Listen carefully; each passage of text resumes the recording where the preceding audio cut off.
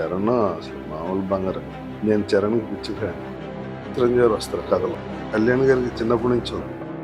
ఆయనకి ఫస్ట్ నుంచి ఈ జనం కోసం ఏదో చేయాలనే ఉండేది.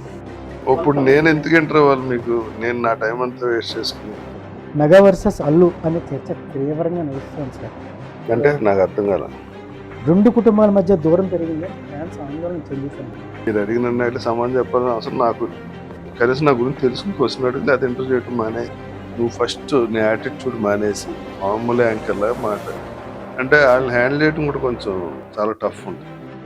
చెప్పాను కూడా, నేను హీరోగా ఉన్నప్పుడు నా కార్ డోర్ తెలిసినప్పుడు నా సినిమా ఫ్లాప్ అయ్యి నేను వేషం కోసం సెట్కి వెళ్ళినప్పుడు మంచినీళ్ళు కూడా ఇవ్వలేదు. నేను ఆవిడ ఫ్యాన్ కూడా 15 ఏళ్ళ నుంచి వస్తున్నాను ఆవిడ. రవితేజ నాకు బాగా క్లోజ్. సినిమాలో రాకముందు నుంచి ఎన్టీఆర్, చరణ్ వీళ్ళు పెద్ద హీరోలు, మహేష్ బాబు వీళ్ళు కూడా ఉంటారు. కోట్లు 20 కోట్ల దాకా పోయిన వాళ్ళు కూడా ఉన్నారు. మోహన్ బాబు కానీ, చిరంజీవి గారు కానీ, బాలయ్య బాబు కానీ, నాగార్జున గారు కానీ, అంటే రావణ మహర్షి గారు ఏం చెప్పాలి, జీవితం పాఠాలు మనకు నేర్పుద్ది, అబ్జర్వ్ చేస్తాం. నన్ను క్వశ్చన్ కానీ ఎక్కువ పోడుతానే ఉన్నారు. మళ్ళీ అడిగి పోడినట్టు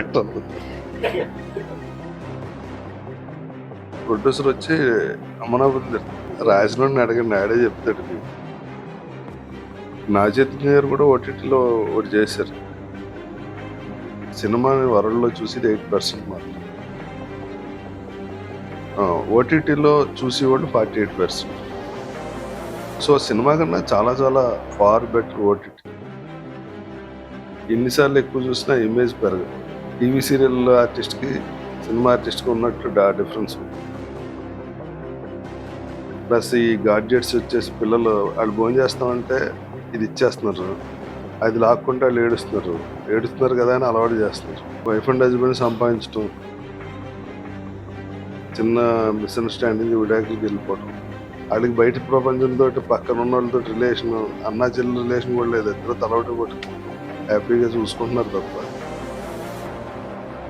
దానివల్ల ఏంటంటే ఒక సక్సెస్ రాగానే అలా మారిపోయి అడ్వైట్ చూపిస్తే మాత్రం ఇండస్ట్రీ చాలా మంది చూస్తుంది. అటువంటి సులుగా చెప్పడం చేయను, ఏదో పని ఉంటేనే మీకు ఫోన్ చేస్తాను. ఇక్కడ ఇప్పుడు టాలెంట్ అంటే రీల్స్లో ఇంట్లో చేసేసిన జనానికి రీచ్ అయిపోతుంది. మిలియన్స్ వ్యూస్ వచ్చేస్తాయి రీల్ బాగుంటాయి. కత్తిలాగే పొడవచ్చు, ఏదైనా అంత కోసుకోవచ్చు.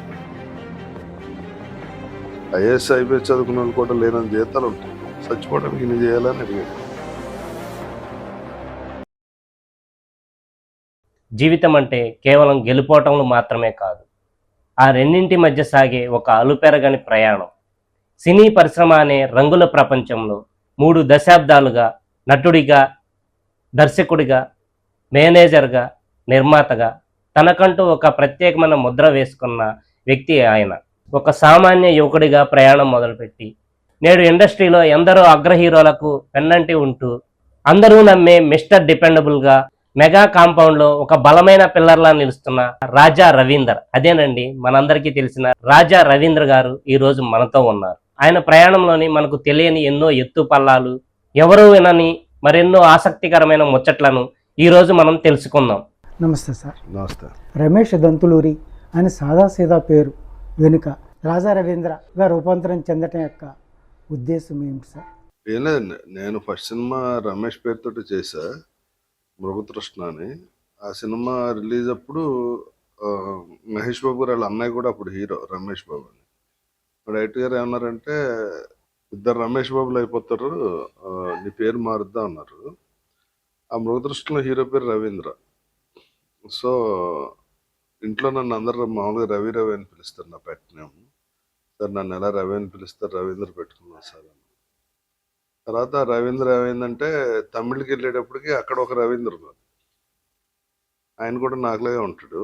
కన్ఫ్యూజన్గా ఉంది సార్ అంటే అప్పుడు అక్కడ భారతీరాజా భాగ్యరాజా అని ఉంటుంది కదా, రవీంద్ర రాజా అని పెట్టుకుందాం అని, వెరైటీగా ఉంటుందని రాజా రవీంద్ర అని రాజా తెచ్చి ముందు పెట్టు. రాజా రవీంద్ర అనే పేరు మార్చిన తర్వాత సినిమా ఇండస్ట్రీలో మీ ప్రయాణం ఎటువంటి స్థాయికి చేరుకుంది సార్? అది ఏ స్థాయికి చేరుకుందో మీరే చెప్పాలి. ఎందుకంటే మీకంటూ ఒక ప్రత్యేక గుర్తింపు అనేది ఇండస్ట్రీలో మిస్టర్ మైండ్ అనే పేరుతోటి ఉంది సార్. ఇప్పుడు దానికి సంబంధించి సాధారణంగా ఒక నటుడు సెట్కి వచ్చి మేకప్ వేసుకుని వెళ్ళిపోతాడు. కానీ మీరు ఇండస్ట్రీలో ప్రతి విభాగంపై పట్టు సాధించారు. అసలు ఈ ప్రయాణం మొదలైనప్పుడు మీ మనసులో ఉన్న బలమైన కోరిక ఏమిటి? నేను సినిమా ఇండస్ట్రీకి యాక్సిడెంట్లుగానే వచ్చాను. నేను దాని గురించి ఎక్కువ ట్రై చేసింది కూడా లేదు. అన్ని శాఖల్లో నిపుణత్వం అంటే ఏముందని, కారు నేర్చుకున్నప్పుడు టెన్షన్గానే ఉంటుంది.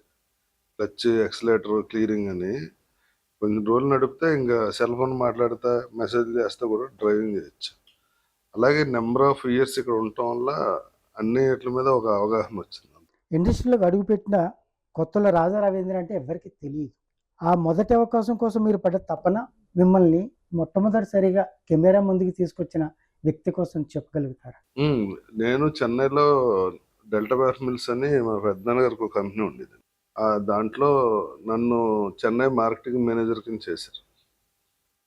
సో నేను మామూలుగా డైలీ మధ్యాహ్నం మెస్కి వెళ్ళి భోజనం చేసేవాడిని. అక్కడ ఒక అసిస్టెంట్ డైరెక్టర్ నన్ను చూసి, ఇలా హీరో కోసం ఎదుగుతున్నారండి ఎఫ్డిసి ఫిల్మ్, మీరు బాగున్నారు, వచ్చి కలవచ్చు కదా అంటే, తను బలవంతం తీసుకెళ్తే వెళ్ళారండి.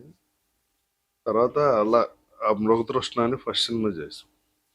మీరు చేసిన మృగతృష్ణ ఫస్ట్ సినిమాలోనే, అందులో మొదటిసారిగా మీరు క్యారెక్టర్గా చేసిన సందర్భంగా అదే సినిమాకి నేషనల్ స్థాయిలో అవార్డు రావడంలో అప్పుడు మీకు ఏమనిపించింది సార్? అప్పుడు నాకు పెద్ద ఐడియా కూడా లేదండి ఇవన్నీ. అందులో రేవతి గారు కూడా ఉన్నారు. ఆవిడ ఎక్స్ట్రాడినరీ ఆర్టిస్ట్ కదా. ఆవిడతో చేసినప్పుడు అప్పుడు ఆవిడ అంత పెద్ద ఆర్టిస్ట్ అని కూడా పెద్ద ఐడియా లేదు నాకు. అంత ఇండస్ట్రీకి చాలా కొత్త నేను అప్పుడు. ఏ కళాకారుడికైనా ఒక టర్నింగ్ పాయింట్ సినిమా ఉంటుంది. మీ కెరీర్ని before and after and decide చేసే బ్రేక్ త్రూ మూవీ ఏదైనా ఉంది? అంటే అండి, పరుచూరి బ్రదర్సే నాకు లైఫ్ ఇచ్చింది. సర్పయాగం సినిమాలో నాకు అంటే మృగతృష్ణ సినిమా రిలీజ్ అవ్వలేదండి. రామానాయుడు గారి దగ్గరికి వెళ్ళి ఆ డైరెక్టర్ గారు నా సినిమా రిలీజ్ చేసి పెడతారా అని అడిగితే, నాయుడు గారు అన్నారంటే, సినిమా రిలీజ్ నేను చేయలేను, లాస్ వస్తుంది నాకు. సో ఈ అబ్బాయి బాగున్నాడు, సినిమా చూశాను, అబ్బాయి బాగున్నాడు, నా సినిమాలో క్యారెక్టర్ ఉంది సర్పయాగంలో, అది తనకి ఇస్తానని చెప్పి, అందులో వాణి విశ్వనాథ్తో సాంగ్ కూడా ఉంటుంది నాకు. అది పరుచూరి బ్రదర్స్ నాకు డ్యాన్స్ వచ్చని తెలిసి ఆ సాంగ్ పెట్టి నా క్యారెక్టర్ ఎలివేట్ చేశారు. ఆ తర్వాత కూడా చాలా సినిమాల్లో చాలా మంచి మంచి క్యారెక్టర్లు ఇచ్చారు. నిప్పురవ్వలో కూడా చాలా పెద్ద క్యారెక్టర్, ఇంపార్టెంట్ క్యారెక్టర్ ఇచ్చారు. నా కెరీర్ అలా టర్నింగ్ పాయింట్ సర్పయాగం అండి. ఆ తర్వాత నేను పెదరాయుడు చేశాను. అది తమిళ్లో ఒరిజినల్ నేనే చేశానండి. అది తెలుగులో రీమేక్ చేసినప్పుడు మళ్ళీ మోహన్ బాబు గారు పిలిచి ఆ క్యారెక్టర్ నువ్వే చేయని చెప్తే చేశాను. ఆ పెదరాయుడు తర్వాత ఇంకా వెనక్కి తిరిగి చూసే పరిస్థితి రాలేదు. అంటే మీకు టర్నింగ్ పాయింట్ ఒక రకంగా పరుచూరి గోపాలకృష్ణ గారి ద్వారా పెదరాయుడు సినిమా ద్వారా మీకు వచ్చింది. అది తమిళంలో హిట్ అవ్వటం వల్ల వచ్చిందా సార్, తెలుగు సినిమాలో హిట్ అవ్వటం వల్ల వచ్చిందా? అదండి, తమిళ హిట్ అయితే తమిళ కెరీర్ వచ్చింది, తెలుగులో హిట్ అవటం తెలుగులో కెరీర్ వచ్చింది. అంటే ఆ ఫ్లోలో పెదరాయుడు, పెళ్లి సందడి కూడా వచ్చిందండి. రాజేంద్ర గారు కూడా పెళ్లి సందడిలో వచ్చిన ఆ సినిమాలో నెగిటివ్ క్యారెక్టర్ అది ఒకటే ఉంటుంది. 2 days చేసిన ఆయన మంచి పేరు వచ్చింది. ఆ రెండు దాని తర్వాత ఒకటి రావడంతో ఇండస్ట్రీలో వరుస అవకాశాలు వచ్చినాయి. సినిమా పరిశ్రమలో మీకు అంతగా ఇంట్రెస్ట్ లేకపోయినా పరుచూరి బ్రదర్స్ ఇచ్చిన అవకాశం ఒక రకంగా మీ లైఫ్కి టర్నింగ్ పాయింట్ అయిందని చెప్పవచ్చా సార్? 100% పరుచూరి బ్రదర్స్ చాలా సినిమాలు ఇచ్చారు నాకు. నటుడిగా ఫుల్ బిజీగా ఉన్నప్పుడే మీరు దర్శకత్వం వైపు అడుగులు వేశారు. నటన అనేది ఒక ఎమోషన్ అయితే దర్శకత్వం అనేది ఒక రెస్పాన్సిబిలిటీ. దీని మీద మీ అభిప్రాయం చెప్పండి. ఏం లేదు, డైరెక్టర్ అవ్వాలని అవ్వలేదు. ఆ, నన్ను హీరోగా పెట్టి సినిమా చేసినప్పుడు సినిమా అంటే అవగాహన లేకుండా ప్రొడ్యూసర్ తాలూకు మనిషి చేయాల్సి వచ్చినప్పుడు నేను ఎన్నోళ్ళు చేయాల్సి వచ్చింది. ఆ సినిమా బాగానే వచ్చింది, కానీ ఆ రిలీజ్కి చాలా ఆటంకాలు వచ్చి కొంచెం ఇబ్బంది పడింది ఆ సినిమా. అంటే ఆ టైంకి మీరు యాక్చువల్గా డైరెక్టర్గా ఫీల్డ్లోకి రావాలన్న ఆలోచన లేదు సార్. లేదు. ఈ సినిమా రంగంలోనూ అటువంటి ఆలోచన లేదు, ఈ డైరెక్షన్ ఫీల్డ్లోనూ లేదు. కానీ రెండింటిలో అప్పటికే మీరు సక్సెస్ అయినట్టుగా. అంటే అండి, ఏం లేదు, ఇప్పుడు ఇంట్రెస్ట్ లేకపోయినా కానీ ఒక స్టేజ్లో బిగినింగ్లో లేకపోయినా ఆ తర్వాత దానివల్ల వచ్చి ఫేమ్ కానీ డబ్బు కానీ అది అందరికీ దక్కే అదృష్టం కాదు కదా. అదే అదృష్టం రాజా రవీంద్రగా మారిన తర్వాత వచ్చినట్టు మేము భావిస్తున్నాం. ఓకే, ఏదో ఒకటి. మీరు నటుడిగానే కాకుండా చాలామంది స్టార్ హీరోలకు మేనేజర్గా, నిర్మాతగా వ్యవహరించారు. ఇన్ని బాధ్యతలు నిర్వహిస్తూ కూడా ఎక్కడ బ్యాలెన్స్ తప్పకుండా టైం మేనేజ్మెంట్ అనేది మీ కెరియర్లో మీకు చాలా మంచి పేరు తీసుకొచ్చింది. దీన్ని ఎలా బ్యాలెన్స్ చేసుకుంటూ వచ్చారు సార్ మీరు? అంటే ఏం లేదండి. ఆ, అది నేను ఈ డేట్స్ మేనేజ్మెంట్ కూడా అనుకోకుండా జరిగింది. నా సినిమా ఎంట్రీ ఎలాగో డైరెక్షన్ ఎలాగో ఇది కూడా రవితేజ నాకు బాగా క్లోజ్. సినిమాలో రాకముందు నుంచి బెస్ట్ ఫ్రెండ్స్. ఒకే చోట ఉండేవాడు. రుద్రనేత్ర అప్పుడు తను మా అజయ్ అని మా కజిన్ ఉన్నారు, తనకు కూడా కజిన్ అవుతారు. అక్కడ ఆఫీస్కి వచ్చి సినిమాల కోసం ట్రై చేస్తున్న ఆవిడనే తీసుకొచ్చి ఆఫీస్లో పెట్టారు. అప్పుడు నేను అప్పటికే సినిమాలో యాక్ట్ చేస్తున్నాను. ఆ సినిమాలో కూడా చేశారు రుద్రనేత్రలో. రెగ్యులర్గా ఆఫీస్కి వెళ్తూ ఉండేవాడిని, రవి అక్కడే ఉండేవాడు. అలా ఇద్దరం బాగా క్లోజ్. తర్వాత తను బిజీ ఆర్టిస్ట్ అయ్యి తర్వాత హీరో కూడా అయిపోయాడు. అప్పటికి రోజు పిలిచి అడిగాడు, డేట్లు చూడొచ్చు కదా అంటే, ఏంటంటే నువ్వు నీ కెరీర్ నీ సినిమాలు నువ్వు చేసుకో, నువ్వైతే అందరితో బాగుంటావు కదా, నాకు కూడా హెల్ప్ అవుతుంది అన్నాడు. సరే ఇదేదో ఆఫర్ వచ్చింది కొత్తగా ఉందని ఒప్పుకున్నాను. అంటే మీ లైఫ్ జర్నీలో అదొక మూడవ పార్ట్ కింద కూడా మనం భావించవచ్చు. 100%. ఆ తర్వాత సునీల్ అలా వన్ బై వన్ చాలా మందికి మీరు ఆ రకంగా బ్యాక్ బోన్గా ఉన్నట్లే లెక్క సార్. బ్యాక్ బోనింగ్ కాదులేండి, వాళ్ళ కెరీర్ వాళ్ళ టాలెంట్ని బట్టే అవకాశాలు వస్తాయి. ఆ టాలెంట్ని బట్టే సినిమాలు సక్సెస్ అవుతాయి. సినిమా సక్సెస్ అయితే మన అకౌంట్లో పడుద్ది, ఫెయిల్ అయినా మన అకౌంట్లో పడుద్ది. రెండింటిని బ్యాలెన్స్ చేసుకుని మీరు ఈ స్థాయికి ఎదుగుతూ వచ్చారు సార్.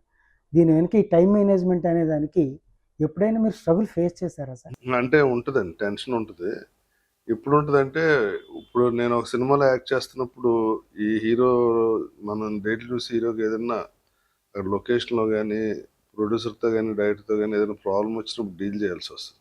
ఇప్పుడు మనం ఫిజికల్గా ఇక్కడ ఉన్నాం కాబట్టి ఫిజికల్గా ఉంటే సమస్య చాలా ఈజీగా సాల్వ్ అవుతుంది. అదే ఫోన్లో చేస్తే అంత ఈజీగా అవ్వదు. అప్పుడు అవతల డైలాగులు ప్రాక్టీస్ చేస్తుంటే నాకు ఈ టెన్షన్లు వస్తుంటాయి. అప్పుడు కొంచెం ఇబ్బంది పడుతుంటా. కానీ సరే అక్కడ షార్ట్ అవగానే వెళ్ళి దూరం కూర్చుని టోటల్గా ప్రోగ్రామ్ చేయటం, లేకపోతే ఆ షూటింగ్ అవగానే వెళ్ళి వాళ్ళని కలిసి మాట్లాడటం అలా జరుగుతూ ఉంటుంది. అటువంటి సిచ్యువేషన్స్ అన్నింటినీ కూడా మీరు సాల్వ్ చేయడానికి ఆరోగ్యపరంగా మీ ఫిట్నెస్ ఏమైనా ఎలా ఉపయోగపడింది సార్? అంటే అండి, టెన్షన్ హార్ట్కు బ్రెయిన్గా తీసుకుంటే ప్రాబ్లం వస్తుంది. టెన్షన్ సమస్యలా చూడరు. ఇప్పుడు కార్ రిపేర్ అయింది అనుకోండి, మీరేం టెన్షన్ పడరు కదా, మెకానిక్ అప్ చెప్తారు, అది చేసి తెస్తారు. అలాగే ఈ ప్రాబ్లం కూడా. దానికి నేను రమణ మహర్షి రమణతత్వం అన్నది నాకు బాగా ఉపయోగపడింది. రమణ మహర్షి శిష్యులుగా మిమ్మల్ని మేము భావించవచ్చు. 100%. ఇవాళ ఇండస్ట్రీలో ఓటీటీ రాకతో విపరీతమైన మార్పులు వచ్చాయి సార్. ఒక సీనియర్గా ఈ టెక్నాలజీ అడ్వాన్స్మెంట్ని మీరు ప్లస్ అనుకుంటున్నారా, మైనస్ అనుకుంటున్నారా? ఎప్పుడైనా టెక్నాలజీ వచ్చే కొద్ది ప్లస్ అండ్ మైనస్ ఉండదు. ఇదివరకు ఏంటంటే ఒక 6 సాంగ్లు, 4-5 ఫైట్స్, మధ్యలో చిన్న స్టోరీ, కామెడీ సీన్స్ ఉంటే సినిమాలు ఆడేసేయండి. ఇప్పుడు పరిస్థితి అది లేదు. ఓటీటీ వచ్చాక చాలా మంచి కంటెంట్, ఆల్ లాంగ్వేజ్ కంటెంట్ చూసేస్తున్నారు. మలయాళం, తమిళ్, కన్నడ, హిందీ, ఇంగ్లీష్, కొరియన్ సినిమాలు కూడా చూసేస్తున్నారు మన వాళ్ళు ఇంట్లో ఉండి. ఆ కోవిడ్ తర్వాత మొత్తం మన ఆడియన్స్కి నెక్స్ట్ లెవెల్కి వెళ్ళిపోయారు. ఇప్పుడు సాంగ్ వస్తే లేచి వెళ్ళిపోయే పరిస్థితి. ఇదివరకు సాంగ్ 3.5 minutes ఉండేది, ఇప్పుడు సాంగ్ 2 minutesకే కట్ చేస్తున్నారు. నెంబర్ ఆఫ్ 6 songs అన్నది ఇప్పుడు సినిమాల్లో లేదండి, అసలు ట్రెండ్ అయిపోయింది. అంటే సాంగ్ మరీ ఇంట్రెస్ట్గా ఉంటుంది కానీ ఎవరు చూడట్లేదు.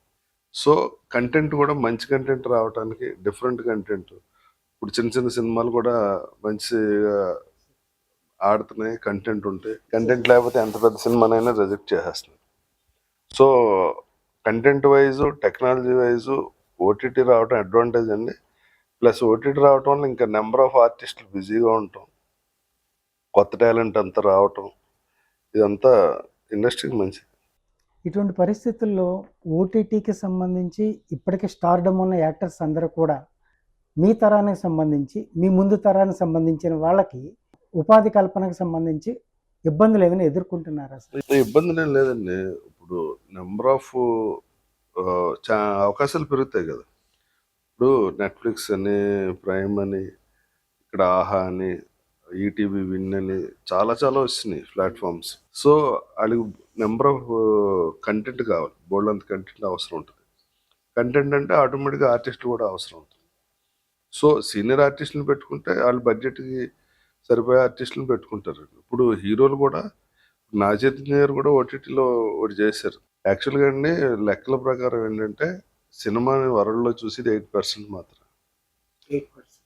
ఓటీటీలో చూసేవాళ్ళు 48%. సో సినిమా కన్నా చాలా చాలా far better OTT image wise. కానీ ఇక్కడ ఏంటంటే థియేటర్కి వెళ్ళి టికెట్ కొనుక్కుంటారు కాబట్టి ఇక్కడ ఇమేజ్కి ఒక లెక్క ఉంటుంది. ఆ ఓటీటీలో సబ్స్క్రిప్షన్ కాబట్టి ఎన్నిసార్లు ఎక్కువ చూసినా ఇమేజ్ పెరగదు. టీవీ సీరియల్ ఆర్టిస్ట్కి సినిమా ఆర్టిస్ట్కి ఉన్నట్టు డిఫరెన్స్ ఉంటుంది. అంటే ఈ ఓటీటీ కలెక్షన్స్, ఈ ఓటీటీ ప్లాట్ఫామ్లో జరుగుతున్న విధానం అంతా ప్రొడ్యూసర్స్ మాత్రమే ప్రయోజనం చేకూరుతుందంటారా? లేదండి, ప్రొడ్యూసర్స్ కాదు, అది హిట్ అయితే అందరికీ ప్రయోజనం. ఎప్పుడైనా కంటెంట్ బాగుంటే అందరికీ ఉపయోగం ఉంటుంది. ప్రొడ్యూసర్ సేఫ్టీలో ఉంటాడు ఓటీటీ అయితే, ఎందుకంటే ఓటీటీ ప్లాట్ఫామ్ సపోర్ట్ చేస్తుంది. కంటెంట్ నచ్చింది మేము ఇది తీసుకుంటాం అన్నప్పుడు ప్రొడ్యూసర్ టోటల్గా సేఫ్టీలో ఉంటాడు. ఇటువంటి సందర్భంలో మీరు ఓటీటీకి సంబంధించి, ప్లాట్ఫామ్స్కి సంబంధించి ప్రొడ్యూసర్గా చేసిన వాటిలో సక్సెస్ అయిన వాటిని చెప్పండి. ఓటీటీలో చేసిన ప్రొడ్యూసర్స్ అందరూ సేఫే ఉంటారు. ఇప్పుడు ఓటీటీలో ఓకే చేసి కంటెంట్ బాగోక రిజెక్ట్ చేస్తే టోటల్గా అవుట్ అయిపోతారు, మొత్తం పోద్ది. అలా జరిగిన సంఘటనలు కూడా ఉన్నాయి. కోట్లు 20 కోట్ల దాకా పోయిన వాళ్ళు కూడా ఉన్నారు అలా రిజెక్ట్ చేసి, పేర్లు అనవసరం. సో ఇప్పుడు వాళ్ళు ఓకే చేసాక కూడా వాళ్ళ మనిషి ఒకడు మనతో ఉంటాడు ప్రొడక్షన్లో. వీడు మనం చెప్పినట్టు చేస్తున్నాడా, మనం ఇచ్చిన బడ్జెట్కి ఆర్టిస్టులను పెట్టి డైలీ ఎక్స్పెన్సెస్ అది లొకేషన్ మంచిగా పెడుతున్నారు, క్వాలిటీ మెయింటైన్ చేస్తున్నారు లేదా అని ఆ ఓటీటీ ప్లాట్ఫామ్ నుంచి ఒకరిని అపాయింట్ చేస్తారు. అదే ఒక కోఆపరేటెడ్ విధానంగా, కోఆర్డినేషన్తో జరుగుతున్న విధానం సార్. అంటే ఓటీటీని మీరు సమర్థిస్తున్నట్లే. 100%. ఇవాళ హీరో రేంజ్ పెరిగినా, పాన్ ఇండియా సినిమాలు వస్తున్నా దానికి రీజన్ ఓటీటీ. ఎలా అంటే ఇప్పుడు పెద్ద హీరో సినిమా ఒక 400 కోట్లు 300 కోట్లు బడ్జెట్ అయితే అందులో 60-70% ఓటీటీ నుంచి వస్తుందండి. వచ్చేది ఇదివరకు, ఇప్పుడు అంత రావట్లా.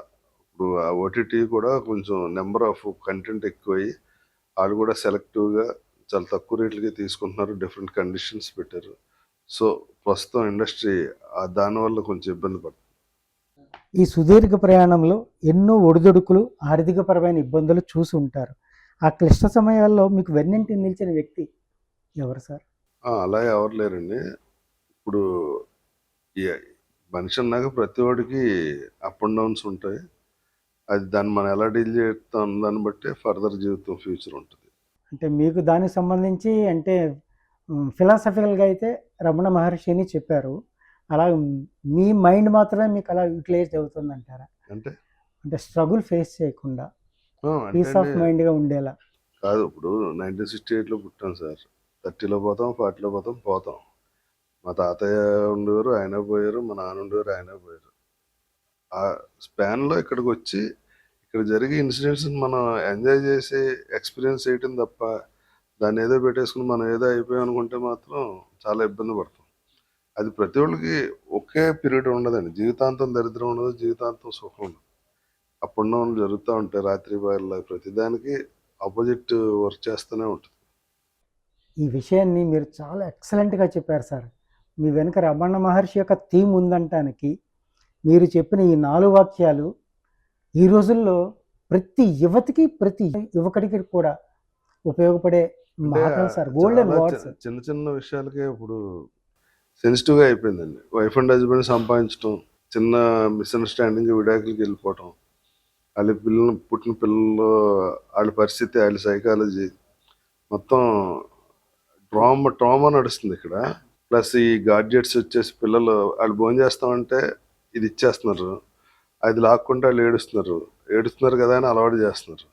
వాళ్ళకి బయట ప్రపంచంతో పక్కన ఉన్న వాళ్ళతో రిలేషన్, అన్నా చెల్లి రిలేషన్ కూడా లేదు. ఇద్దరు తలవాటు పట్టుకుని హ్యాపీగా చూసుకుంటున్నారు తప్ప వాళ్ళు వేరే ప్రపంచంలోకి వెళ్ళిపోయారండి. ఈ న్యాచురల్ ఈ ప్రపంచంలో బతకట్లేదు చాలా. ఈ మానవ ప్రపంచంలో మానవ సంబంధాల విలువ మెకానిజం అనేది తీసుకొచ్చి, ఇంకోటి కూడా అండి, వాళ్ళకి వయసుకు మించి నాలెడ్జ్ వచ్చేస్తుంది. వాటిలో యూట్యూబ్లో వాటిలో చూసేసి వాళ్ళు కూడా వయసుకు మించి ప్రవర్తించడం టోటల్గా కేయాస్ లాగా ఉంది. ఇది ఎక్కడికి వెళ్ళి ఆగుద్దో తెలియదు. అంటే సైకాలజీ డాక్టర్స్కి బాగా ఉపయోగపడుద్ది ఇది అని మాత్రం అనుకుంటున్నాను. వాస్తవం సార్. ప్రస్తుత పరిస్థితులు మీరు చెప్పినట్లుగానే కనిపిస్తున్నాయి సార్.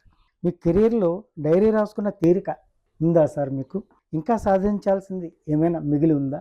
అంటే అండి, అలా ప్లాన్ చేసుకుంటే ఇది జరగదండి. మనం చేసే పని కరెక్ట్గా చేస్తే ఫర్దర్గా మనకి ఆటోమేటిక్గా గ్రోత్ ఉంటుంది. దా రిజల్ట్ ఎలా ఉన్నా రిజల్ట్ గురించి ఆలోచిస్తే డిప్రెషన్ వస్తుంది ఫస్ట్. మన పని మనం పర్ఫెక్ట్గా చేసామని చెప్పి అక్కడితో వదిలేస్తే హ్యాపీగా ఉంటాం. అది సక్సెస్ అయిన సినిమా ఫ్లాప్ అయినా దాని గురించి ఆలోచించకుండా ఉంటే బెటర్గా ఉంటుంది. సార్ అందువల్లే మీరు బహుశా అటు యాక్టర్ గాను, ఇటు ప్రొడ్యూసర్ గాను, మేనేజర్ గాను రాణించడానికి ఈ మూడిటిని బ్యాలెన్స్ చేసుకురావటం మీ సక్సెస్కి బలమైన కారణమని మేము అనుకుంటున్నాం సార్. బ్యాలెన్స్ ఏం లేదండి. ఇప్పుడు ప్రైమ్ మినిస్టర్కి 24 గంటలే ఉంటుంది, మనకి అంతే ఉంటుంది. మనం ఎలా వాడుకుంటాం దాన్ని బట్టి జీవితం ఉంటుంది. ఈ రోజుల్లో చిన్న కష్టం రాగానే కుంగిపోయే యువత ఎంతోమంది ఉన్నారు. దశాబ్దాలుగా ఈ గ్లామర్ ఫీల్డ్లో నిలబడి గెలిచిన వ్యక్తిగా పోరాడుతున్న కొత్త తరం నటులకు మీరు ఇచ్చే సలహా ఏంటి సార్? కొత్త నటులు నా సలహా ఏం లేదండి. వాళ్ళు డిసిప్లిన్గా ఉండాలి. ఇప్పుడు సినిమా ఉందనుకోండి, 7:00 షూటింగ్ అంటే 7:00 విత్ మేకప్.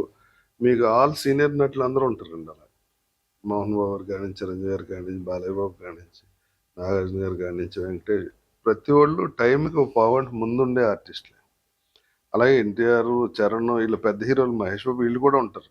ఇప్పుడు వచ్చే అప్కమింగ్ హీరోలు ఏంటంటే అసలు ఆ టైమింగ్ ఇది లేదు. వాళ్ళు వచ్చినప్పుడు మనం షూటింగ్ చేసుకునే పరిస్థితి కొంతమంది హీరోల దగ్గర ఉంది, చాలా తక్కువ మందికే ఉంది. దానివల్ల ఏంటంటే ఒక సక్సెస్ రాగానే అలా మారిపోయి అడ్వైట్ చూపిస్తే మాత్రం ఇండస్ట్రీ చాలా మంది చూస్తుంది, అటువంటి వాళ్ళని ఇంటికి పంపేస్తుంది. మెయిన్ అందరికీ ఆర్టిస్ట్, చిన్న ఆర్టిస్ట్ అయినా, హీరో అయినా, ఇంకోళ్ళైనా మన కోసం 300 మంది 400 మంది పని లేకుండా కూర్చొని వెయిట్ చేస్తుంటారు మనం వెళ్ళకపోతే. అన్ని గంటలు శ్రమ వేస్ట్ వస్తే ప్రొడ్యూసర్ డబ్బు వేస్ట్ అవుతుంది. అది ఒక్కటి దృష్టిలో పెట్టుకుని ఇప్పుడు నేను రాలేను 10ంటికే వస్తాను ముందే చెప్తే మిగిలిన వర్క్ ఏదైనా ఉంటే వాళ్ళు చేసుకుంటారు. 7:00 కాల్ షీట్ అంటే 7:00 వస్తేనే వర్కౌట్ అవుతుంది. లేకపోతే ఆ సీన్ బ్యాలెన్స్ ఉంటుంది, ఆ లొకేషన్ ఇంకో రోజు తీసుకోవాలి, ఆర్టిస్టులు అందరు డేట్లు తీసుకోవాలి, అదంతా మొత్తం కేఎస్ అయిపోతుంది. సో డిసిప్లిన్ చాలా ఇంపార్టెంట్ అండి. సరే, ఇటువంటి పరిస్థితులు మీరు మీ జీవిత రంగంలో, ఈ సినిమా రంగంలో మీకు కోపం తెప్పించిన సన్నివేశాలు ఏమైనా ఉన్నాయా సార్? ఉంటాయండి. టైంకి రాకపోతే నాకు చిన్న ఇరిటేషన్ వస్తుంది. ప్లస్ అవతలోడికి ఫోను ఎత్తకపోయినా నాకు ఇరిటేషన్ వస్తుంది. ఎందుకంటే అండి మనకు రెస్పెక్ట్ ఇవ్వనోడు మన ఫోన్ ఎత్తడు. ఇప్పుడు మన ఇంపార్టెంట్ అనుకున్న ఎత్తారు కదా. ఇప్పుడు మా అమ్మాయికి మళ్ళీ చేస్తే వెంటనే ఎత్తారు. ఇప్పుడు నేను ఎంత ఫోన్ చేస్తాను మీకు? సులుగా చెప్పడం చేయను, ఏదో పని ఉంటేనే మీకు ఫోన్ చేస్తాను. కనీసం నేను బిజీగా ఉన్నా, రేపు చేస్తా, ఎల్లుండి ఏదో ఒక రిప్లై ఇస్తే హ్యాపీ. అలా కనుక నాకు 2-3 సార్లు ఫోన్ ఎత్తకపోతే నేను ఇంకా నెంబర్ బ్లాక్ చేస్తాను. అంటే వాళ్ళకి దగ్గర మనకు రెస్పెక్ట్ లేనప్పుడు మనం ఇంకా అది కోరుకోవటం తప్పు. భీమవరంలో మీరు నేర్చుకునే క్లాసికల్ డ్యాన్స్ ఒక నటుడిగా మీ బాడీ లాంగ్వేజ్ని మలచడంలో ఎంతవరకు తోడ్పడింది సార్? ఉంటుందండి. అందులో క్లాసికల్ డ్యాన్స్లో ఎక్స్ప్రెషన్ తోటే కదా ఉంటుంది ఎక్కువ. అది ఇక్కడ ఉపయోగపడుద్ది, 100% ఉపయోగపడుతుంది. అంటే భీమవరం లాంటి విలేజ్ల్లో అటువంటి సౌకర్యాలు ఆ రోజుల్లో ఉన్నాయంటున్నారు కదా సార్? అంటే డ్యాన్స్ అంటే ఎక్కడైనా ఒకటే కదండి ఫార్మెట్. ఆ కూచిపూడి మా మాస్టర్ ఎక్కడో పెద్దోళ్ళ దగ్గర నేర్చుకుని వచ్చి ఉంటారు ఆ ఏరియాకి. సో డ్యాన్స్ ఫార్మెట్ ఒకటే అండి. కూచిపూడి అదొక ఇది సాంప్రదాయ నృత్యం, భరతనాట్యం అదో రకం సాంప్రదాయం. అలా దేనికదే ఉంటుంది. రష్యన్ బ్యాలే అది పల్లెటూరులో అయినా ఎక్కడైనా ఫార్మెట్ అలాగే ఉంటుంది. అది మీకు కెరియర్లో చాలా వరకు అంటే బాడీలో ఆ రిథమ్ దీనికి ఉపయోగపడుతుంది. మీ ఈ సినిమా ప్రయాణంలో కె విశ్వనాథ్ గారితో యాక్ట్ చేశా. ఆయన డైరెక్షన్లో చేయలేదు కానీ ఆయనతో కలిపి యాక్ట్ చేశా. నాగార్జున గారి సినిమాలో చేశాను. మృగతృష్ణ లాంటి నేషనల్ అవార్డు సినిమాతో ప్రయాణం మొదలవ్వడం మీ అదృష్టమా లేక మీ కష్టమా? అంత ఆలోచించక్కర్లేదండి. అదృష్టం అనే చెప్పాలి, లేకపోతే ఇక్కడ దాకా వచ్చేవాళ్ళం కాదు కదా. ఎక్కడ ఉద్యోగం చేసుకుంటే ఏదో చేస్తాం. అంటే ఆ మృగతృష్ణ అనే సినిమా మీకు ఇష్టం లేకపోయినా, అంటే సినిమా ఫీల్డ్లో మీకు ఇష్టం లేకపోతే ఎందుకు వస్తాండి? ఏదో ఉంటుంది. చిన్నప్పుడు సినిమాలు చూస్తాం కదా, ఏదో అడిగాడంటే సినిమా కనిపించాలి, కనిపిస్తాం, ఆ ఎగ్జైట్మెంట్ ఉంటుంది. మెగాస్టార్ చిరంజీవి గారిని మీరు మొదటిసారి కలిసిన క్షణం గురించి మీకు గుర్తుందా సార్? నేను అదే రుద్రనేత్రని మా కజిన్ సినిమా తీసారని చెప్పాను. ఆ షూటింగ్ అప్పుడు వెళ్ళాం ఫస్ట్. అప్పుడు తీయించుకున్న ఫోటో కూడా ఉంది. నేను రవితేజ చిరంజీవి గారితో ఫోటో తీయించుకున్నాను. ఆ షూటింగ్ అంతా ఉండేవాడిని. షూటింగ్ అంటే వెరీ బిగినింగ్లో నన్ను చంపేస్తాడు వీళ్ళు, రాఘోపాల్ గారు. అక్కడ దాని మీద ఇన్వెస్టిగేషన్ చేస్తే చిరంజీవి గారు వస్తారు కథలో. రాఘవేంద్ర గారితో అప్పుడు ఫస్ట్లో అంత పెద్ద డైరెక్టర్తో చేయటం అంత టెన్షన్గా ఉండేది. మొత్తానికి మీ మాటల్లో ఆ టెన్షన్ అనే పదం అంటే ఆ కాలంలో విషయాన్ని గుర్తుపెట్టుకున్నారు సార్. అవునవును. అంటే అంత పెద్దోళ్ళు కదా, మనం స్క్రీన్ మీద అలా చూసి టికెట్ల కోసం లైన్లో ఉండి దెబ్బలు తినే రోజుల నుంచి వాళ్ళు ఎదురుగుండా కనిపిస్తే చిన్న తెలియని ఇది ఉంటుంది, యాంగ్జైటీ ఉంటుంది, టెన్షన్గా. ఇప్పుడున్న తరం అయితే సినిమా ఫీల్డ్లో సినిమా స్టార్స్ని చూస్తూ ఆటోమేటిక్గా వచ్చేసిన వాళ్ళు. కానీ మీ తరం నుంచి అంటే మీ లైఫ్ అప్పుడు స్టైల్ ఇంత ఎక్స్పోజర్ లేదు కదండి. యూట్యూబ్ ఛానల్స్ ఎక్కడ ఇప్పుడు టాలెంట్ అంటే రీల్స్లో ఇంట్లో చేసేసిన జనానికి రీచ్ అయిపోతుంది, మిలియన్స్ వ్యూస్ వచ్చేస్తాయి రీల్ బాగుంటే. అంత ఎక్స్పోజర్ అప్పుడు లేదు కదా. టాలెంట్ ఉన్నా ఆ ఊళ్ళో ఎవరికి తెలియదు. నేను డ్యాన్స్ చేస్తే ఆ స్టేజ్ మీద అది చూసిన 100 మందికో 200 మందికో తెలుస్తుంది తప్ప, ఇప్పుడు లక్షలో తెలుస్తుంది, మిలియన్స్లో తెలుస్తుంది ఒక మంచి టాలెంట్ ఉన్నాడు ఓ రీల్ పెడితే. అంటే ఇప్పుడున్న టెక్నాలజీ ఒక రకంగా అవేర్నెస్కి యూజ్ అవుతుంది అంటారు మీరు? అంటే అన్ని రకాలుగా అండి. దాన్ని వేరేలా యూజ్ చేస్తే అది వేరేలా యూజ్ అవుతుంది. కత్తిలాగే పొడవచ్చు, ఏదైనా కావాలంటే కోసుకోవచ్చు. చిరంజీవి గారు, నాగబాబు గారు, పవన్ కళ్యాణ్ గారు, ఈ ముగ్గురు సోదరుల వ్యక్తిత్వాలు వేరు. కానీ వారిలో ఉన్న ఒకే ఒక్క కామన్ క్వాలిటీ మీరు చెప్పండి sir. Sincere about their profession. చాలా సిన్సియర్గా ఉంటారు. అంటే ఏ ఇద్దరు ఒకలా ఉంటారు అనుకున్నాను, ముగ్గురు గురించి కాదు కానీ ఇద్దరు ఒకలాగా ఉంటారు. సో కానీ కామన్ క్వాలిటీస్ ఉంటేనే సక్సెస్ అవుతారు. కొన్ని ఇంపార్టెంట్ క్వాలిటీస్ ఉంటాయి, దానివల్లే సక్సెస్ అవుతారు. ఆ కామన్ క్వాలిటీస్ మీలో కూడా మాకు పూర్తిగా కనిపిస్తూనే ఉన్నాయి సార్. అందులోనే ఉంటాయి సార్ నాదంటే. ఎందుకంటే ఆ సక్సెస్ అనేది మీరు ఇంత ధీమాగా అంత అగ్రెసివ్గా చెప్పగలుగుతున్నారు. ఈ విషయాలన్నీ యువతరానికి డెఫినెట్గా సార్. మనం చెప్తే ఎవడండి సార్ చెప్పొచ్చు అలా అని కింద కామెంట్లు పెడతారు, కానీ మనం ఎవరికి చెప్పడానికి ఉండదు. మనం కాదు, మనం ఏంటంటే ఎలాగ ఈ ఇంతకాలం ఇండస్ట్రీలో ఉండడానికి రీజన్ ఏంటన్నది మన ఎక్స్పీరియన్స్ చెప్తే అలా నేర్చుకోవచ్చు. కానీ ఇప్పుడంతా కొంతమంది యారగెంట్గా ఉంటారు, చెప్పొచ్చు అలా నీ పని చూసుకో. ప్రత్యేకించి మీరు చూసిన కళ్యాణ్ బాబు గారి కోసం ఏవైనా కొన్ని విషయాలు చెప్తారా సార్? అంటే కళ్యాణ్ బాబు నేను అంత క్లోజ్గా, ఆయన కొంచెం ఇంట్రావర్ట్. నేను కలిసిన సందర్భాలు కూడా చాలా తక్కువ, ఏళ్ళ మీద లెక్క పెట్టి ఒక 5-6 సార్లు కలిసి ఉంటాయి ఇంత పెద్ద ప్రయాణంలో. ఇండస్ట్రీలో ఉన్నప్పుడు ఇప్పుడు రాజకీయాల్లో ఒక ప్రత్యేక స్థానంలో ఉన్నారు పవన్ కళ్యాణ్ గారు. అప్పుడు మీరు కొద్దిగానే చూసారు, 1, 2, 3 సార్లు చూసారు. అప్పటికి ఇప్పుడు పబ్లిక్ ఒపీనియన్కి ఆయనకున్న స్టార్డమ్కి ఒక కామన్ మ్యాన్గా కాకుండా రాజా రవీంద్రగా మీరు చెప్పండి సార్. అంటే పాలిటిక్స్లో ఉండాల్సింది ధైర్యంగా దేన్నైనా ఎదుర్కొని అవతలోడు ఎంత పెద్ద వ్యక్తి అయినా ఖండించి ఒక మనస్తత్వం ఉండాలండి. అది కళ్యాణ్ గారికి చిన్నప్పటి నుంచి ఉంది. అది ఇండస్ట్రీలో కూడా ఏదైనా తప్పు జరిగితే ఇమ్మీడియట్గా రియాక్ట్ అవుతూ ఉండేవారు. ఆయనకి ఫస్ట్ నుంచి ఈ జనం కోసం ఏదో చేయాలనే ఉండేది. నేను 2-3 సార్లు చూసి కలిసినప్పుడు కానీ ఆయన ఇండస్ట్రీలో ఉండగా జరిగిన కొన్ని సంఘటనలు కానీ చూస్తే ఆయన రియాక్షన్ చాలా ఫాస్ట్ ఉంటుంది. విప్లవ భావాలు ఎక్కువ ఉంటాయండి. అది ఇప్పుడు జనం గుర్తించారు. ఇవాళ డిప్యూటీ సీఎంగా ఆయన మిగిలిన రెగ్యులర్ పొలిటీషియన్స్ కన్నా డిఫరెంట్గానే చూపిస్తున్నారు ఆయన పందాలు, ఆయన స్టైల్లో. తెలుగు ఇండస్ట్రీలో మేనేజర్ అంటే కేవలం డేట్స్ చూసే వ్యక్తి అనే ముద్రను చెరిపేసి ఒక ప్రొఫెషనల్ సెలబ్రిటీ మేనేజ్మెంట్ వ్యవస్థను తెచ్చిన క్రెడిట్ మీకే దక్కుతుంది. అలా ఏం లేదండి, బాంబేలో అంతా అలాగే ఉంటుంది. ఇక్కడంటే వేరే, కానీ బాంబేలో అంతా ప్రొఫెషనల్గానే ఉంటుంది. అంటే ప్రొఫెషనలిజాన్ని ఈ ఫిలిం ఇండస్ట్రీలో హీరోయిజాన్ని రెండింటిని కలిపి మీరు చేసుకురావడం అంటే నేను కూడా ఆర్టిస్ట్ కదా. ఇప్పుడు నేను ఏ హీరో డేట్స్ చూస్తానో లేకపోతే ఆ ప్రొడ్యూసర్తో డీల్ చేయడం ఈజీగా ఉంటుంది. ఎందుకంటే ఇప్పుడు మా హీరో ఎవరికి సినిమా చేసినా ఆ ప్రొడ్యూసర్తో నేను ఆల్రెడీ సినిమా చేసి ఉంటాం, వేరే పరిచయం ఉంటుంది, కొత్త వాళ్ళు ఎవరు ఉండరు పెద్ద హీరోలందరికీ. సో నేను డీల్ చేయడం ఈజీగా ఉంటుంది. మిగిలిన డీల్ చూసి మేనేజర్లు అయితే ఆఫీస్లో కూర్చోవడం ఏ ఉంటుంది. నేను పర్సనల్గా వెళ్ళి మాట్లాడి చనువు ఉంటుంది, ఆర్టిస్ట్గానే ఉంటుంది. నేను మెయింటైన్ చేసే రిలేషన్లో కూడా ఫ్రెండ్లీగా ఉంటుంది బాగా. చాలా అందుకని మిగిలిన కొంచెం ఈజీగా ఉంటుంది నాకు అప్రోచ్ కానీ డీల్ చేసే విధానం. ఇప్పుడు ఈ ఫ్రెండ్లీ నేచర్ బిహేవియర్ మీకు చైల్డ్హుడ్ నుంచి ఉంది సార్. అంటే మేము మిమ్మల్ని ఇప్పుడు ఇంటర్వ్యూ చేస్తున్న విషయంలో చూస్తుంటే 100% ఫ్రెండ్లీ నేచర్ మీలో చాలా ఉంది. సో ఈ ఫ్రెండ్లీ నేచర్ అనేది చిన్నప్పటి నుంచి రావడానికి అమ్మ నాన్న ఇలా ఒక ఫ్యామిలీ బ్యాక్గ్రౌండ్ అవుతుంది, లేదంటే మీరు పెరిగిన వాతావరణం, ఎడ్యుకేషన్, లేదండి, జీవితం నేర్పిన పాఠాలు అన్నీ. మీరు ప్రతి మాటకి రమణ మహర్షి గారిని గుర్తు చేస్తుంటే చాలా, రావణ మహర్షి గారు ఏం చెప్పాలి, జీవితం పాఠాలను మనకు నేర్పుద్ది అబ్జర్వ్ చేస్తే. ఎందుకంటే సార్ చాలా అద్భుతంగా ఉంది సార్. మీ దగ్గర మేము కూర్చుని మాట్లాడుతుంటే ఒక లెజెండ్ తోటి మాట్లాడుతున్నట్టు అనిపిస్తుంది సార్. అంటే మేము కామన్ మ్యాన్గా వచ్చాం మేము, కానీ మీరు చెప్తున్న విషయాలు మీరు అన్నట్లుగా ఎవరు చూస్తారో తెలీదు, చూసిన ప్రతి ఒక్కళ్ళు గుర్తుపెట్టుకుంటారు సార్.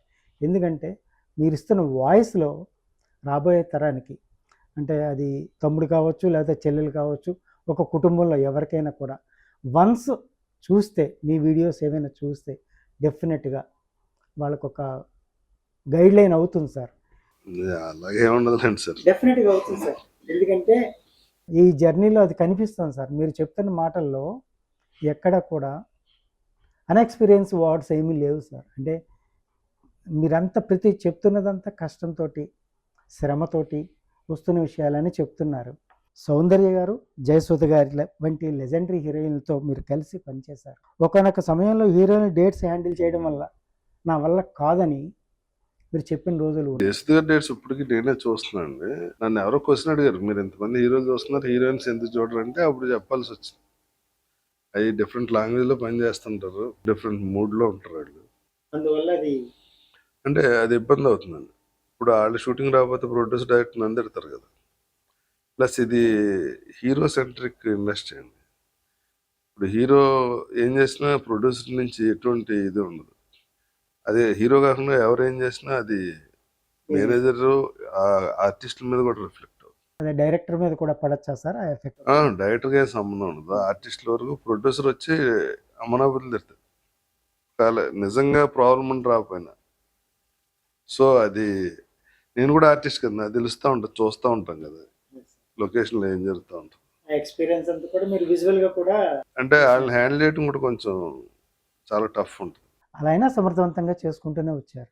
నేను హీరోయిన్ గారు చూడలే అందుకే. ఇప్పటికీ జయసుధ గారి విషయంలో జయసుధ గారు ఇప్పుడు నేను ఆవిడ ఫ్యాన్ కూడా, 15 ఏళ్ళ నుంచి వస్తుంది ఆవిడ డేట్స్.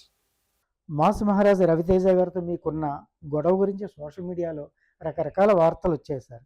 అసలు మీ ఇద్దరి మధ్య గ్యాప్ రావడానికి ఏమైనా కారణం ఉందా సార్? సార్ ఇప్పుడు జీవితాంతం మూడు బిళ్ళలే ఉండలేదు. సో ఇప్పుడు అవతలోడు ఎదిగి వెళ్తే ఆడి చుట్టూ కొంతమంది జాయిన్ అవుతూ ఉంటారు. వాళ్ళకి ఏంటంటే ఇద్దరు కలిసి ఉండడం ఇష్టం ఉండదు. సో అవతలోడు చెప్పింది మనం తలకెక్కించుకోవడం అన్నది మన విజ్ఞతకు వదిలేస్తే అది అన్నీ కరెక్ట్గా ఉంటాయి. కాదనుకోండి, సరే ముందే ఎర్లీగా వచ్చామని హ్యాపీగా ఫీల్ అవ్వాలి. ఇంకో 10 ఏళ్ళ తర్వాత వచ్చానుకోండి, ఇంకా ఇన్నేళ్ళు లేట్గా వస్తే అంత బాధపడాలి కదా. అటువంటి సిచ్యువేషన్స్ సంబంధించి అంటే అది తప్పదండి. ఇండస్ట్రీలో మీరు చూడండి, ఎంత క్లోజ్ అయినా సరే పెరిగితే ప్రాబ్లం వస్తుంది, పెరగలేదు అనుకోండి కలిసే ఉంటారు. మనం నలుగురు కలిసి ఫ్రెండ్స్లో ఉండి అందులో ఒకటి పెరిగిపోతే ఆటోమేటిక్గా వీళ్ళు ముగ్గురే కలిసి ఉంటారు, ఆడ ఎక్కడికి వెళ్ళిపోతారు. అంటే వాళ్ళ తప్పు కూడా లేదులేండి. వాళ్ళకి ఆ రేంజ్ ఫ్రెండ్స్, ఆ రేంజ్ గోల, వీళ్ళతో స్పెండ్ చేయడం టైం ఉండదు. అంటే వాళ్ళు మరి వెళ్తున్న కొద్దీ వాళ్ళని వెతుక్కుంటూ వెళ్ళాలి. వాళ్ళు పెరుగుతూ ఉంటుంది. సో ఒకటి కాకపోయినా ఒకటి చెప్పిన దానికి ఇన్ఫ్లుయెన్స్ అవుతారు గ్యారంటీ. వీళ్ళు ఇలా తగ్గిపోతూ ఉంటారు సార్. అంటే ఇప్పుడు మీ గురించి ఎవడో నాకు చెప్పాడు, మా ఇద్దరు ఫ్రెండ్స్, మిమ్మల్ని పిలిచి అడిగేస్తే గొడవ ఉండదు. నేను అది మనసులో పెట్టుకుని నేను బిహేవ్ చేయటం మొదలెడితే డిస్టెన్స్ ఆటోమేటిక్ పెరిగిపోతుంది. ఒక రోజు ఏంటంటే మాట్లాడే పరిస్థితి కూడా రాదు, ఏం మాట్లాడుకోకుండానే అలా డిస్టెన్స్ వచ్చేస్తుంది. ఇంకా పూర్తిగా ఫుల్ఫిల్ గ్యాప్ వచ్చేస్తుంది సార్ కంప్లీట్ గా. అన్నామంటే ఏడే ఎవడు చెప్పాడు, రాడు చెప్పాడు, కూర్చో నేను నీకేం చెప్పాను, నువ్వు వాడికి ఏం చెప్పావు అంటే ఆ రోజుతో అయిపోద్ది. అస్సలే మనం ఎంత చేసాం, వీడు ఇలా అంటాడా అని మొదలెడితే. ఇక్కడ ఒక మాట చెప్పేస్తారు sir, that is Raja Ravindra. ఏంటి ఇప్పుడు మీరు చెప్పింది that is Raja Ravindra sir. ఎందుకు అంటే మీరు ఇంత ఫెయిర్గా ప్యూర్గా ఉండటానికి మీ ఫిలాసఫీ, మీ ఫిలాసఫీ గాడ్ మళ్ళీ రమణ మహర్షి అనుకోండి సార్. ఏదైనా మీ శ్రమ, మీరు మనసులో ఆ శ్రమ అనే దానిని కట్టి పెట్టుకున్న విధానం, ఈ మూడు కలిపే రాజా రవీంద్ర సార్. చరణబాబుని చిన్నప్పటి నుండి చూశారు, బన్నీ గారిని చూశారు. ఇప్పుడు వారు గ్లోబల్ మరియు నేషనల్ లెవెల్లో ఒక స్థాయికి ఎదుగుతూ ఉన్నారు. చాలా హ్యాపీ. ఈ ఇద్దరి మధ్య ఉండే హెల్త్ కండిషన్ గురించి మీరేమైనా? వాళ్ళిద్దరి మధ్య హెల్త్ రిలేషన్ బాగానే ఉంటుంది. చరణ్ అసలు మామూలు బంగారం కాదు. నేను చూసిన వ్యక్తుల్లో, హీరోల్లో కాదు. తండ్రిని మించిన తనయుడు అంటారా? అంటే తను వేరే, అసలు ఈ సోషల్ మీడియాది కానీ దేని జోలికి వెళ్ళరు, అసలు ఏం పట్టించుకోరు. మన సక్సెస్ మనం మాట్లాడుతుంది తప్ప ఇవన్నీ మనల్ని ఏం చేయవని స్ట్రాంగ్గా నమ్మే ఒక హీరో. నేను చరణ్కి పిచ్చి ఫ్యాన్. అంటే మీ లైఫ్లో మరొక కొత్త వ్యక్తిని ఇప్పుడు మేము విన్నాం. ఎందుకంటే చరణ్ నాకు చిన్నప్పటి నుంచి బాగా ఇది. అప్పటికి ఎక్కడ తేడా కనిపించలేదు చరణ్లో. నన్ను పలకరించే విధానం కానీ నాతో మాట్లాడే విధానంలో ఇక్కడ మరొకసారి మిమ్మల్ని అప్రిసియేట్ చేస్తున్నాం సార్. ఎందుకంటే ఏది మంచి చేస్తుంది, ఏది చెడ్డ చేస్తుంది, ఇలా మీకు మీరు బేరీజ్ వేసుకునే క్యాపబిలిటీ మీరు పడిన శ్రమ వల్ల, మీ క్రమశిక్షణ వల్ల వస్తుందండి. అందరికీ వస్తుంది. అంటే ఇప్పుడు మన జరిగింది మనం పట్టించుకుంటే వస్తుంది, పట్టించుకోకుండా అదే మిస్ చేసుకుంటూ వెళ్తే రాదు. ఎందుకంటే అంతకుముందు పేరుకి ఈ పేరు వచ్చిన తర్వాత దానికి ఏమైనా గ్యాప్ ఉందంటే ఇంత ఉంది సార్. మీరు అది ఎక్స్పీరియన్స్ మీద వస్తూ ఉంటుందండి, అందరికీ వస్తుంది. మనం రోజు ఇచ్చేసుకుంటే తెలుస్తుంది. వీడియో చూసాను సార్, ఒక మనోజ్ గారు మీరు ఉన్నారు. అవునవును. ఆడు ఇలా కూర్చుని చిరిగిపోయిన ప్యాంట్ వేసుకొచ్చాడు, ఇలా కూర్చున్నాడు. నువ్వు చైల్డ్ ఆర్టిస్ట్ కదా అన్నాడు నన్ను. నేను యాక్ట్ చేయడం మొదలెట్టాడు 22 ఏళ్ళు నాకు. అంటే ఆడికి బేసిక్ ఇన్ఫర్మేషన్ కూడా లేదు. అంటే 22 ఏళ్ళకి కూడా చైల్డ్ ఆర్టిస్ట్గా యాక్ట్ చేస్తారో నాకు తెలియదు అన్న. ఇంకా ఇలా మారుతున్నాడు. నువ్వు ఫస్ట్ నీ యాటిట్యూడ్ మానేసి మామూలు యాంకర్లా మాట్లాడు. ఇలా కూర్చున్నాడు, చిరిగిపోయిన ఇలా ప్యాంట్ వేసుకొచ్చి జుట్టు వేసుకొచ్చి ఇలా అంటున్నాడు. ఇప్పుడు అది అవతల మను గారు, ఆయన 50,000 పాటలు పాడిన లెజెండరీ. ఆయన కూడా నోటికొచ్చినట్టు క్వశ్చన్స్ అడుగుతారు.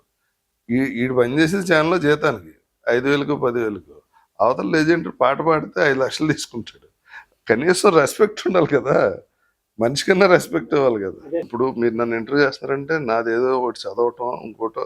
ఇప్పుడు నన్ను ఎందుకు ఇంటర్వ్యూ చేస్తున్నారు? ఇక్కడ 40 ఏళ్ళు నేను ఏదో కష్టపడ్డాను, వీడి గురించి మాట్లాడితే ఎవడన్నా చూస్తే అడిగాను ఉపయోగపడుతుంది అనే కదా మీరు నన్ను పిలుస్తారు. మీ ఇంటెన్షన్ అంతా ప్రజలకు ఉపయోగపడుతుంది సార్. ఇప్పుడు నేను ఎందుకు ఇంటర్వ్యూ అవ్వాలి మీకు? నేను నా టైం అంతా వేస్ట్ చేసుకుని ఇక్కడికి వచ్చి అన్ని మీరు అడిగిన సమాధానం చెప్పాల్సిన అవసరం నాకు లేదు. అదే సార్, ఫస్ట్ నుంచి మన ప్రయాణంలో మీరు చెబుతున్నది నన్ను హెచ్చరించిన, మీరు చెప్పాలనుకున్న చెప్పిన, ఈ రెండింటి మధ్య క్రమశిక్షణ, డిసిప్లిను, సిస్టము, హార్డ్ వర్క్, ఇవన్నీ మీలో మిళితమై ఉంది. మీరు చెప్పేదాకా నాకు ఏం అనిపించలేదు. పూర్తిగా ఉన్నాయి సార్. ఈరోజు మేము వెళ్ళిపోవచ్చు, బట్ మీ లైఫ్ జర్నీలో ఇవన్నీ మీకు నిత్యం జరుగుతూనే ఉన్నాయి సార్. ఒక క్షణం మేము ఉంటాం, తర్వాత వెళ్ళిపోతాం, కానీ మీ లైఫ్ జర్నీలో ఇవన్నీ జరుగుతున్నాయి కనుక మీరు నిర్భయంగా చెప్పగలుగుతున్నారు. Thank you sir. ఈ 30 ఏళ్ల సినీ ప్రయాణంలో మీరు నేర్చుకున్న అతిపెద్ద లెసన్ ఏమైనా ఉందా సార్? పేషెన్స్. మళ్ళీ మీరు రమణ మహర్షి గారినే టచ్ చేశారు సార్. ఎందుకంటే రమణ మహర్షి అనే వ్యక్తి కోసం ఇంతమంది మీలాంటి వాళ్ళు, నిబద్ధత కలిగిన వాళ్ళు, నిజాయితీ కలిగిన వాళ్ళు, నిరంతరం శ్రమ పడేవాళ్ళు ఉన్నారు అని ఈ మధ్య నేను మీలాంటి వాళ్ళందరినీ చూస్తున్నప్పుడు సార్, ఒక కోణం మీరైతే రెండో కోణం రమణ మహర్షి అని చెప్తున్నారు సార్. అది ఎలాగ సాధ్యమవుతుంది మన భారతదేశంలో అనేది అర్థం కావట్లేదు. కానీ రమణ మహర్షి గారు ఏం చెప్పలేదండి. ఏం చెప్పారంటే ఊరకే ఉండని చెప్పారు, సుమ్మారప్ప అని చెప్పారు, బీసారి ఊరకే ఉండంటే సింపుల్ అండి, యాక్ట్ డోంట్ రియాక్ట్ అని చెప్పాడు. ఆయన ఒక ఆయనకి ఇలాగే ఏం చేయమంటావు అని అడిగితే, ఇప్పుడు ఏం చేస్తున్నావు? ఇలా చదువుకుంటున్నాను, తర్వాత మంచి జాబ్, తర్వాత పెళ్ళి, ఆ తర్వాత పిల్లలు, తర్వాత మంచి ఇల్లు, తర్వాత వాళ్ళు ఎడ్యుకేషన్, తర్వాత ముసలోడిని అవుతా, ఆ తర్వాత చచ్చిపోవడానికి ఇన్ని చేయాలని అడిగాడు. ఇంత ఫిలాసఫీ సార్, ఇంత ఫిలాసఫీని కూడా మీరు అంటే మీ లైఫ్లో దాన్ని ఒక భాగంగా అంటే ప్రతి మనిషి తీసుకున్న, మీరు మాకు తెలిసి చాలా డిఫరెంట్గా తీసుకున్నారు. ఎలా తీసుకున్నారంటే dedication, hard work, time management, ఈ మూడింటిని కలుపుకొని ఆయన చెప్పినవన్నీ మీరు తీసుకుంటూ వచ్చారు. అందుకే సార్ సక్సెస్ అనేది మీకు కూడా ఎప్పుడూ ఉంటుందని మా అభిప్రాయం సార్. Thank you. మీరు నన్ను క్వశ్చన్ కన్నా ఎక్కువ పొగుడుతానే ఉన్నారు. అది పొగడతాను మీరు అనుకోమాకండి సార్. వాస్తవం అయితే నిజాయితీగా మీ ఫేస్లో మీరు కూర్చున్న టీవీ, ఆ దర్జా, ఆ విధానం అంతా కూడా సార్ మళ్ళీ అడిగి పొడిగినట్టు ఉంది సార్. ఉన్నది ఉన్నట్టుగా చెప్తున్నారు సార్. అంటే మన మధ్య ఇది ఒక ఇంటర్వ్యూగా కాకుండా మనసులో మాట మనిషితో చెబితే అనే విధానంగా ఉంది సార్. Thank you. సార్ అవకాశాలు రాకపోయినా సెట్స్లో టీలు ఇస్తూ ఆయన ఇక్కడే ఉంటా అన్న మీ మాటల వెనక ఉద్దేశం ఏంటి సార్? అంటే నా సినిమా అంటే అంత ఇష్టం అండి. ఇక్కడ సక్సెస్ ఉంటే కానీ వాల్యూ ఉండదు. అది నేను చాలాసార్లు ఎక్స్పీరియన్స్ కూడా చేశాను, చెప్పాను కూడా. నేను హీరోగా ఉన్నప్పుడు నాకు ఆర్డోర్ తెలిసినోడు నా సినిమా ఫ్లాప్ అయ్యి నేను వేషం కోసం సెట్కి వెళ్ళినప్పుడు మంచినీళ్ళు కూడా ఇవ్వలేదు. సో ఇక్కడ సక్సెస్ తప్ప దేనికి వాల్యూ లేదని నాకు ఎప్పటి నుంచి తెలుసు. సో సక్సెస్ కోసం చేయటం తప్ప ఇంకేం లేదు. ఒకవేళ సక్సెస్ అవ్వకపోతే ఇచ్చైనా ఇక్కడే ఉంటుంది తప్ప ఎక్కడికి వెళ్ళనన్నా. కానీ మనకు ఆ పరిస్థితి లేకుండా ఏదో డేట్లు చూసి మేనేజర్లా పెట్టి మళ్ళీ బాగానే చూసుకుంటున్నారు. అదే సార్, మీరు పడుతున్న శ్రమకి ఎవరో ఒకరు గుర్తిస్తారు సార్. ఆ గుర్తింపు నుంచి మీరు కంటిన్యూ అవటం అనేది మళ్ళీ మీదే. ఇక్కడ మనం ఎన్నిసార్లు పొగడతాను కాదు సార్, మీ డ్యూటీని మీరు చేసిన విధానాన్ని మా ప్రేక్షకుల కోసం మేము చెబుతున్నాం సార్. నేను ఆ నైస్రాజు సినిమా తర్వాత సినిమాలు లేక నేను మళ్ళీ టీవీలో యాక్ట్ చేశాను. టీవీలో సక్సెస్ అయ్యాక మళ్ళీ సినిమాలు వచ్చింది. ఎక్కడ జర్నీ అయితే ఆగలేదు. టీవీలోకి వెళ్ళి టీవీలో చాలా రోజులు చేశాను సార్. ఇండస్ట్రీలోకి రావాలనుకునే యంగ్ యాక్టర్స్కి చిరంజీవి గారి లైఫ్ నుండి నేర్చుకోవాల్సిన ఒక ముఖ్యమైన సక్సెస్ మంత్రం వర్క్ వర్క్ వర్క్. నేను ఈ మధ్యన అన్నని అడిగా, అన్న మీ బాడీ ఎప్పుడు అడగదా, నన్ను ఇంక సుఖపెట్టవా ఏంటి ఇప్పుడు కూడా అని అడగదా అని అడిగా. ఏ పని చేయకపోతే నేను ఈ బాడీని కష్టపెట్టకపోతే అడుగుద్ది ఏంటి, నన్ను కష్టపెట్టకపోతే అడుగుద్దండి ఏంటి నన్ను సుఖపెట్టట్లేదు అని. ఆ కష్టమే నాకు సుఖం అని చెప్పారు. అంటే పనిలోనే ఆయనకు సుఖం కనిపిస్తుంది. ఖాళీగా ఉంటే చాలా ఇరిటేటింగ్గా ఉంటుంది. కష్టపడకుండా రెస్ట్ తీసుకుంటే నేను పనిలోనే రిలాక్స్ అవుతానని చెప్పారు. రాజా రవీంద్రగా తదుపరి లక్ష్యం ఏంటి సార్ మీది? ఏం లేదు, గో అండ్ ఫ్లో. రాత్రి పడుకుని పొద్దున్న లేగలేదు అనుకోండి, లక్ష్యాలు ఏమి ఉండవుగా. పని చేసే వాళ్ళకి ఖచ్చితంగా లక్ష్యం పేపర్ మీద అయినా మనసులో అయినా బ్రెయిన్లో అయినా ఉంటుందని మీ మాటలు బట్టి మాకు అర్థమైంది సార్. లేదు, లక్ష్యం ఏం లేదు, బీ ప్రజెంట్ అంతే. ఇప్పుడు వరకు హ్యాపీగా ఉంటారు. మీరు విలువైన సమయాన్ని మాకు కేటాయించినందుకు కృతజ్ఞతలు సార్. మీరు చెబుతున్న ప్రతి విషయం వెనుక శ్రమ, టైం మేనేజ్మెంట్, అలాగే కెరీర్కి సంబంధించి ఎవరు వాళ్ళే బిల్డ్ చేసుకున్నప్పుడు ఎటువంటి టెన్షన్స్ వచ్చినా కూడా వాళ్ళు తట్టుకునే ధైర్యం ఉంటుందనే ఒక ఫిలాసఫీని కూడా మీరు. ఫిలాసఫీ కాదండి, అది అంతా ప్రాక్టికల్. ఇంకోటి ఏంటంటే మీకు విలువైన సమయం నేను కేటాయించడం కాదు, మీతో కేటాయించిన విలువైన సమయం చాలా మందికి వాళ్ళ సమయాన్ని కేటాయిస్తే కొన్ని వందల మంది నేను మాట్లాడలేను కదా, అంత కొన్ని వేల మంది చేరేలా మీరు నాకు అవకాశం ఇచ్చారు. Thank you very much. చూశారుగా, ఇది రాజా రవీంద్ర గారి మనసులోని మాట. మరో ఆసక్తికరమైన ఇంటర్వ్యూతో మళ్ళీ కలుద్దాం. ఇలాంటి మరెన్నో ఎక్స్క్లూజివ్ ఇంటర్వ్యూలు మరియు ఇంట్రెస్టింగ్ అప్డేట్స్ కోసం చూస్తూనే ఉండండి మెగా బాక్స్ ఆఫీస్.